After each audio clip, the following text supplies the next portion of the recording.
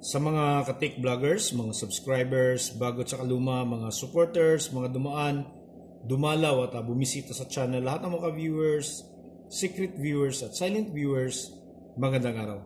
Natapos na nating i-tear down yung ating Casio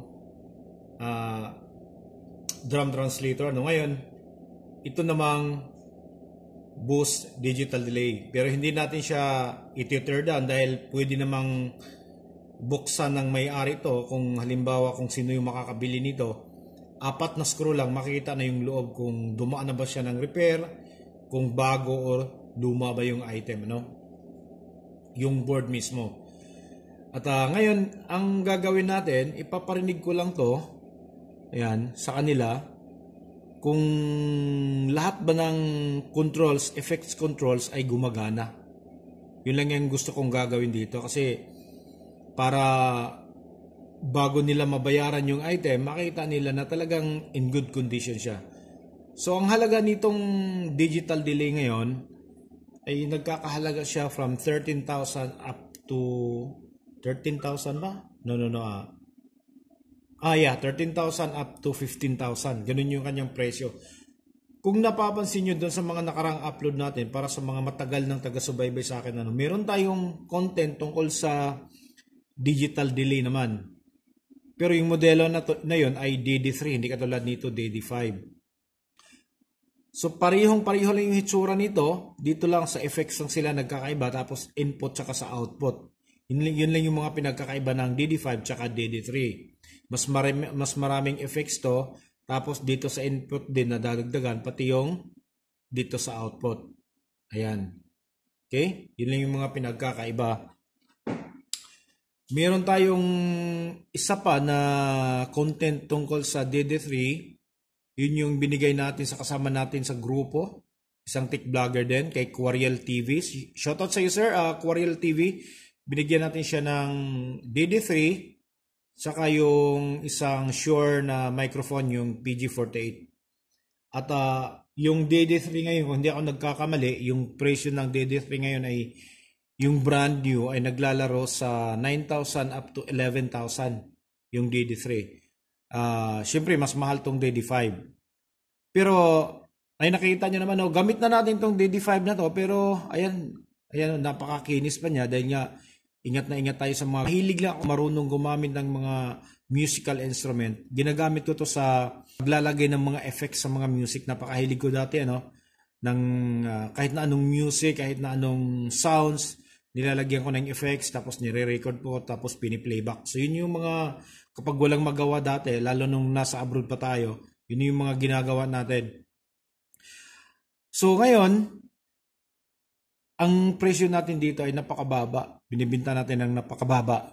Siguro wala pa sa 1/4 yung presyo na bininta natin. Wala pa sa 1/4 yung presyo.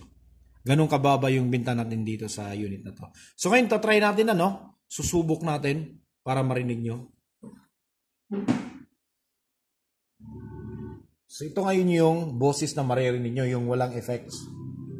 Yung ginagamit natin na sounds dito ay galing sa isang movie para iwas copyright po tayo.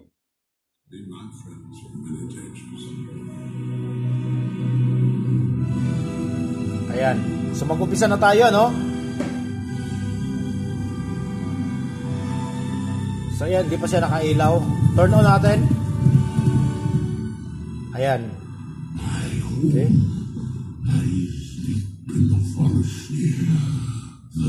So buksan natin yung mag-umpisa muna tayo.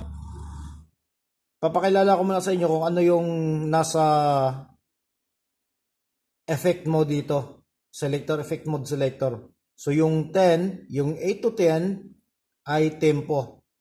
Tapos yung selector number 7 ay ikot saka delay. Yung selector number 6 ay reverb. Yung selector number 5 ay hold. Tapos yung selector 1 to 4, yun yung delay. So ito yung number 1, paangat hanggang 11. So mag-umpisa tayo sa 11, Ayan, naka 11 yan. Lagyan natin ng sound. Buksan natin yung delay. Okay? Tapos yung feedback. So wala pa kayong maririnig dahil nakasarado pa yung effects level natin. So buksan natin yung effects level. Ayan na. Okay? Narinig nyo na, no?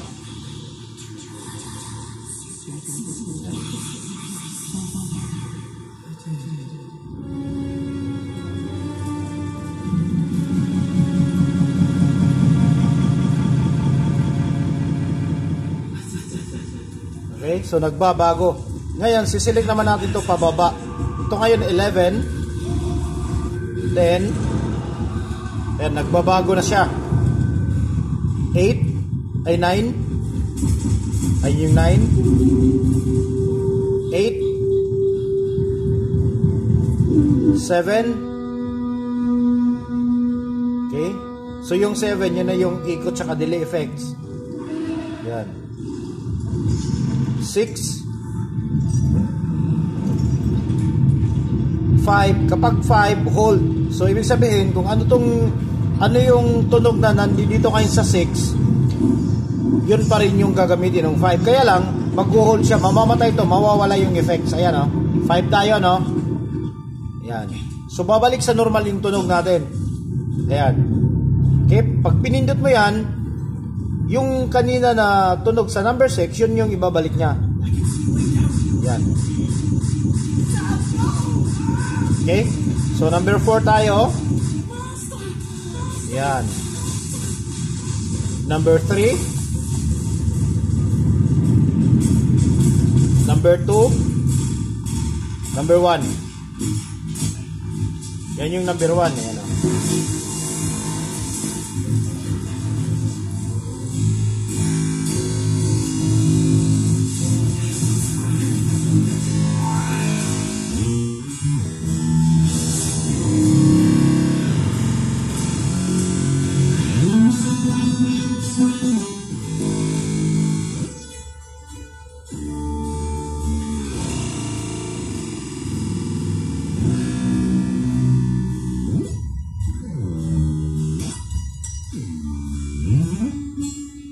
O, diba? Gumagana siya, diba? So, lahat ng function natin dito ay gumagana. Ngayon, off natin yung effect level. Yan, babalik sa normal yung kanyang tunog. So, wala nang effects yan. Okay? So, kung pwede rin hindi mo siya papatayin yung effects level, yan, o. Okay? Yan. Apakan mo na lang yung pedal. Kapag namatayan, magno-normal yung tunog. Yan. Okay? So, wala na. Yan, wala nang effects yan. Yan siya. Okay, so ganun lang.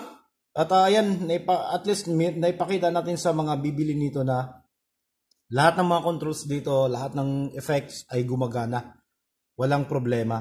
So meron na akong konting tips na ibibigay para sa mga gumagamit ng ganito, ano, at gagamit or nagbabalak bumili ng ganitong klase. Itong klase ng mga boss na to ay katulad din ng Casio. Yung pin niya nung nasa gitna ay negative. Tapos yung outer layer niya ay positive. So kung magkakamali ka ng bili ng adapter, kapag sinaksak mo dito, masisira doon yung capacitor, tapos isang reverse protection diode na maliit. So depende sa klase. Depende kung anong generation yung ano mo, yung DD5 mo. Generation 1, 2, 3, 4. So depende. Kasi nung nag-generation 2 na siya, third generation or second generation, nagso-surface mounted na siya. So yung nakalagay na diode ay surface mounted, pero yung first gen na DD5, tsaka yung mga DD3 at tsaka yung iba pang mga digital delay ay ano pa sila, through hole pa yung ginagamit. So yun lang yung puputok. Minsan nadadama yung MOSFET or GFET. Nakakalimutan ko na. Mayroong tatlong paa na transistor doon. Hindi ko lang maalala kung GFET siya or MOSFET. Yun yung minsan nadadamay. Pero kapag nagkakamali ka ng gamit na yung ito naka-indicate dito na 9 volts. Kapag gumamit ka ng adapter na hindi siya regulated at umaabot siya ng 10 volts pataas yung supply, siguradong sisirain yung board nito, pati yung mga chips dito na walang mabibili sa labas. Mabibili mo yung buo. buong board. Kaya yun yung pagkakaingatan nyo. Kung gagamit kayo ng mga adapter, siguraduhin nyo na regulated. Okay? Hindi naman ho lahat ng switch mode power supply ay regulated. Meron ding hindi. Yun yung pagkakaingatan nyo kung bibili kayo ng mga adapter. At kung hindi man switch mode power supply yung gagamitin nyo, yung linear, siguraduhin nyo rin na regulated. Kasi kapag hindi regulated yung linear power supply natin, pwedeng aangat din yung output sabay sa pag-angat ng primary input na voltahe. Kaya yun yung dahil napakasilan nitong unit na to, pero yun nga, sulit na sulit ka naman sa tunog. Yan. Okay, so hanggang dito na lang siguro tayo, no? Maraming salamat. God bless at bye-bye.